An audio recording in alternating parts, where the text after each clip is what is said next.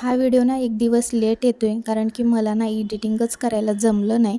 त्यामुळे म्हटलं की चला एक दिवस लेट अपलोड करू हा व्हिडिओ. मी तरी ना या नवरात्रीमध्ये असं ठरवलं होतं की नवरात्रीचे 9 दिवस व्हिडिओ शूट करायचे आणि तुमच्यासोबत शेअर करायचं.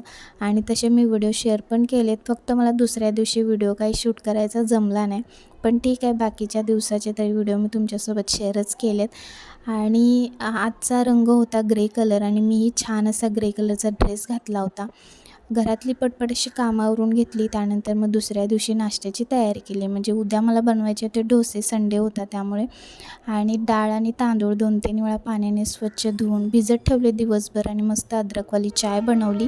कारण की आज थोडंसं बरं वाटत नव्हतं, त्यामुळे मस्त अद्रकवाली चाय पिली आणि दुपारी जेवण वगैरे करून आराम केला आणि परत संध्याकाळच्या कामांना सुरुवात केली.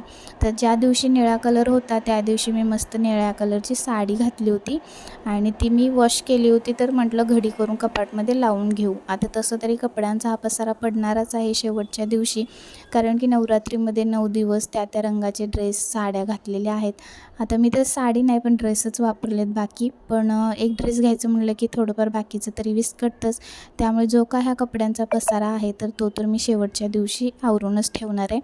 तर आता साड्या किंवा ड्रेस असतील ना तर ते सगळे म्हणजे असे डिझाईनवाले किंवा असे लटकन, हे सगळे ड्रेस मी मशीनला वॉश नाही करत, कारण की लटकन हे असलेलं मशीनला खराब होतं लटकन हे. त्यामुळे मग मी तरी हातानेच वॉश केली साडी आणि व्यवस्थित घडी करून कपाटमध्ये लावून घेतली. त्यानंतर मग मी माझं स्वतःचं आवरलं आणि मस्त सागरवेणी देखील मी घातली होती. आणि त्यानंतर मग संध्याकाळचा स्वयंपाक आवरून घेतला. आज सिंपलच जेवण बनवलं होतं, ते म्हणजे मसूर भात केला होता. आणि त्यानंतर मग आम्ही गेलो होतो गरबा बघायला. पण नेमकाच पाऊस पडल्यामुळे गरबा बंद होता.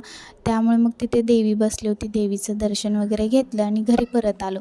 असा होता आजचा व्हिडिओ कसा वाटला नक्की सांगा कमेंटमध्ये. परत भेटू एका छानशा व्लॉगमध्ये. तोपर्यंत सर्वांना बाय.